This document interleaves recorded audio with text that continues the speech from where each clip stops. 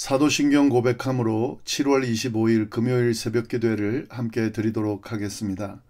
전능하사 천지를 만드신 하나님 아버지를 내가 믿사오며 그 외아들 우리 주 예수 그리스도를 믿사오니 이는 성령으로 잉태하사 동정녀 마리아에게 나시고 본디오 빌라도에게 고난을 받으사 십자가에 못 박혀 죽으시고 장사한 지 사흘 만에 죽은 자 가운데서 다시 살아나시며 하늘에 오르사 전능하신 하나님 우편에 앉아 계시다가 저리로서 산자와 죽은 자를 심판하러 오시리라. 성령을 믿사오며 거룩한 공회와 성도가 서로 교통하는 것과 죄를 사하여 주시는 것과 몸이 다시 사는 것과 영원히 사는 것을 믿사옵나이다. 아멘. 찬송가 539장으로 하나님께 찬양드리도록 하겠습니다. 오늘 이 새벽에 하나님께서 저희에게 주신 말씀은 에스겔 6장 1절부터 14절까지의 말씀입니다. 본문 말씀은 함께 나누면서 읽어가도록 하겠습니다. 계속해서 말씀드리지만 에스겔 선지자가 활동하던 시기는 유다 백성이 바벨론 포로로 잡혀간 그런 비극적인 때였습니다. 그런데 그들은 자신들이 왜 이런 고난을 겪고 있는지 전혀 깨닫지 못했고요. 여전히 우상 숭배의 죄악에서 벗어나지 못하고 있었습니다. 이러한 이스라엘 백성들을 향한 하나님의 심판에 대한 선언이 에스겔을 통해서 계속 선포되고 있는 겁니다. 그것이 바로 에스겔서의 내용입니다. 1절부터 3절까지의 말씀을 먼저 읽어보면 여호와의 말씀이 내게 임하여 이르시되 인자야 너는 이스라엘 산을 향하여 그들에게 예언하여 이르기를 이스라엘 산들아 주 여호와의 말씀을 들으라. 주 여호와께서 산과 언덕과 시내와 골짜기를 향하여 이같이 말씀하시기를 나 곧 내가 칼이 너희에게 임하게 하여 너희 산당을 멸하리니.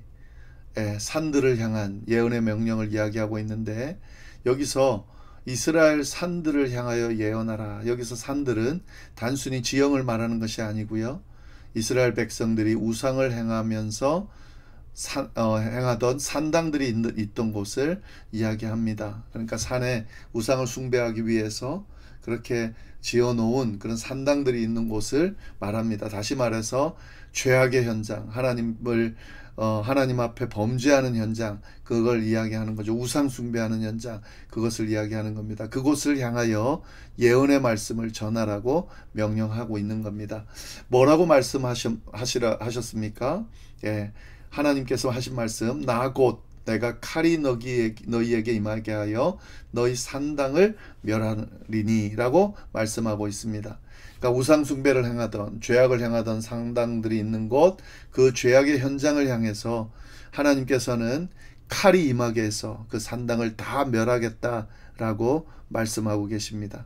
그러니까 하나님께서 심판하시겠다는 거죠. 죄악 가운데 있는 하나님의 백성들을 향한 심판에 대한 경고의 말씀이 지금 전해지고 있는 겁니다. 이 말씀을 에스겔에게 전하라고 명령하고 있는 겁니다.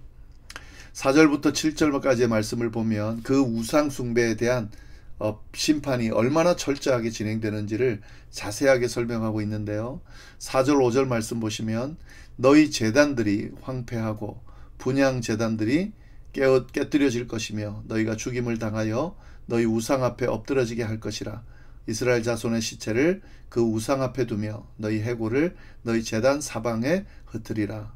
아주 매우 구체적이고 철저한 하나님의 심판이 임할 것임을 분명하게 말씀하고 계십니다. 제단이 황폐해지고 분향 제단들이 다 깨지고 섬기던 우상 앞에서 죽임을 당하게 될 것이다 라고 말씀합니다. 이 제단, 분향 제단은 뭡니까? 우상을 숭배하던, 우상을 섬기던, 우상을 향해 제사하던 그런 모든 것들을 이야기하는데 이게 다 황폐해지고 깨뜨려지게 될 거라는 거죠. 그리고 그 우상 앞에서 우상을 섬기던 사람들은 다 죽임을 당하게 될 거다라고 하는 거죠. 이스라엘 자손의 시체를 우상 앞에 두고 해골을 제단 사방에 흩을 것이라. 그러니까 하나님께 범죄하고 있는, 우상을 숭배하고 있는 이스라엘 자손들을 이렇게 우상 앞에 시체로, 그렇게 해골로 사방에 흩을 것이다 라고 하는 심판의 말씀을 하고 있는 겁니다.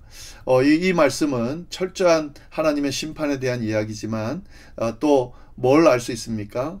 우상 앞에서 그렇게 할 거라는 거죠. 이건 뭐냐면 우상 숭배의 헛됨을 보여주는 그런 상징적인 표현의 말씀이기도 합니다.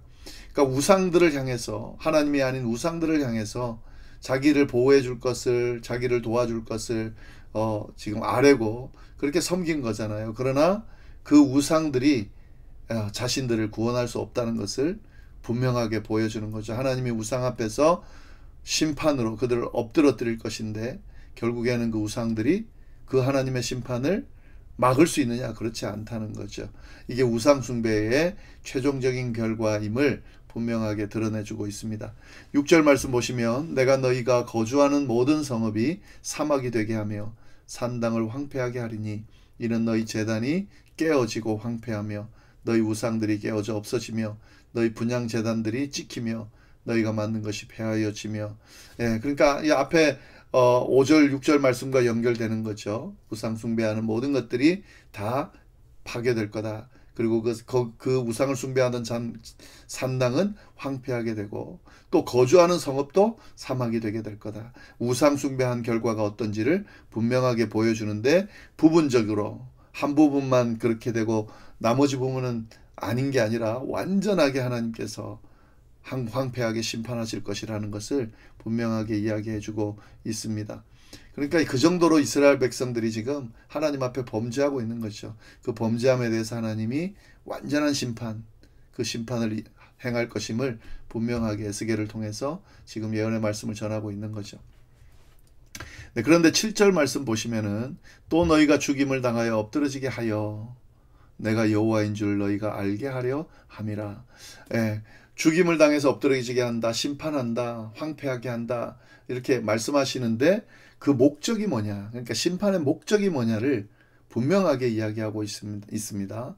뭡니까? 내가 여호와인 줄을 알게 하기 위함이다 하는 거죠. 여기서 우리가 분명히 알 수 있는 것은 뭐냐면 하나님이 심판하시는 궁극적인 목적이 뭐냐, 파괴하는 거냐, 다 없애려는 거냐, 그게 아닙니다. 심판, 잘못에 대해서 하나님께서 분명하게 심판하면서 뭘 하겠다는 거죠?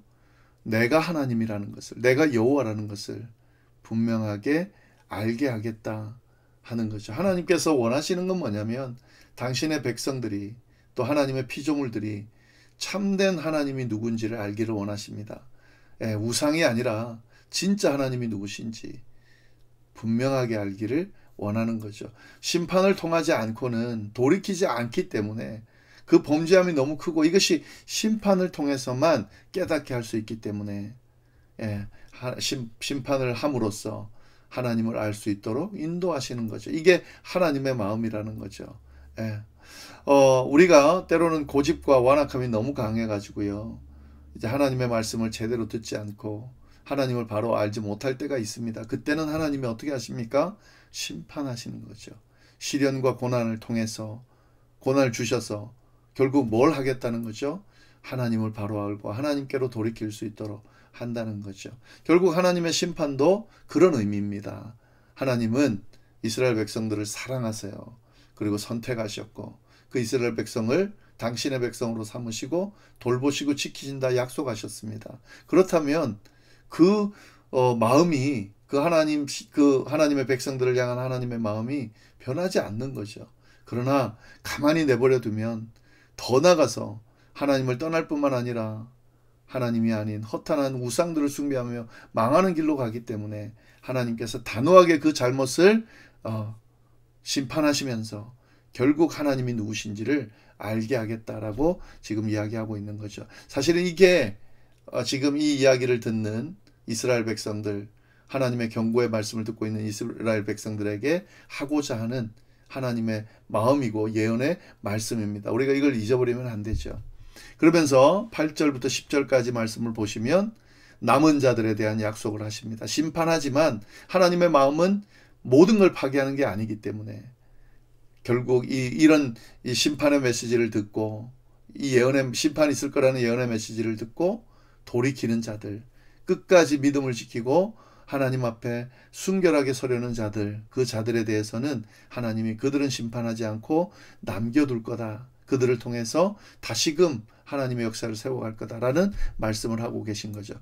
8절부터 보시면은 8절, 그러나 너희가 여러 나라에 흩어질 때에 내가 너희 중에서 칼을 피하여 이방인들 중에서 살아남은 자가 있게 할지라.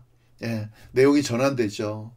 그러나 내가 너희 중에서 칼을 피하여 이방인들 중에서 살아남은 자가 있게 할지라. 그러니까 하나님께서 심판하는 가운데서도 모두 다 심판하고 모든 것을 다 멸망시키는 것이 아니라 남은 자들을 남겨두어서 보존해 주어서 그것들을 통해서 하나님께서 역사하시는 모든 일들을 하게끔 희망을 남겨두신다라고 하는 거죠. 9절, 너희 중에서 살아남은 자가 사로잡혀 이방인들 중에서 있어서 나를 기억하되 그들이 음란한 마음으로 나를 떠나고 음란한 눈으로 우상을 섬겨 나를 근심하게 한 것을 기억하고 스스로 한탄하리니 이는 그 모든 가증한 일로 악을 행하였음이라.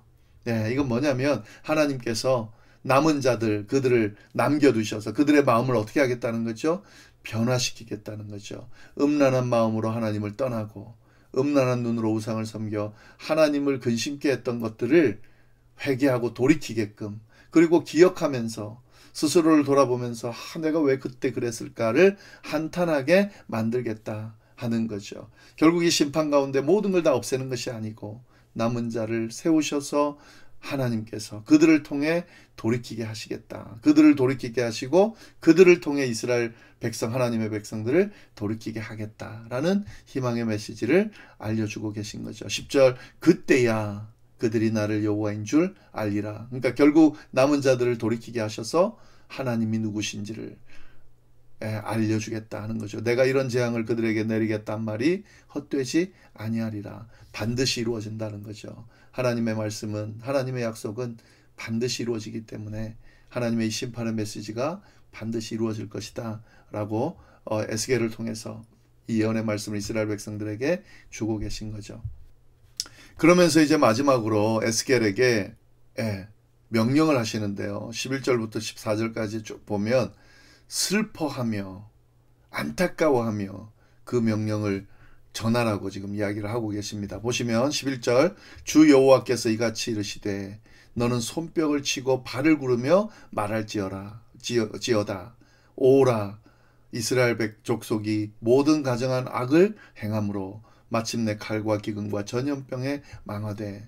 그러니까 하나님께서 에스겔에게 말하는데, 전하는데 어떻게 하라는 거죠? 손뼉을 치고 발을 구르면서 말하는 거죠. 또 이게 또 행동에 대한 어떤 행동을 통한 그런 묘사를 하라는 건데, 이건 뭐냐면 깊은 슬픔과 탄식을 드러내면서 지금 이 상황이 얼마나 심각한지, 그리고 이 상황에서 돌이키지 않으면 하나님의 심판이 얼마나 강하게 임할 것인지, 이거를 이 슬픔과 탄식을 드러내면서 절규하면서 알려주라 라고 말씀하고 계시는 거죠.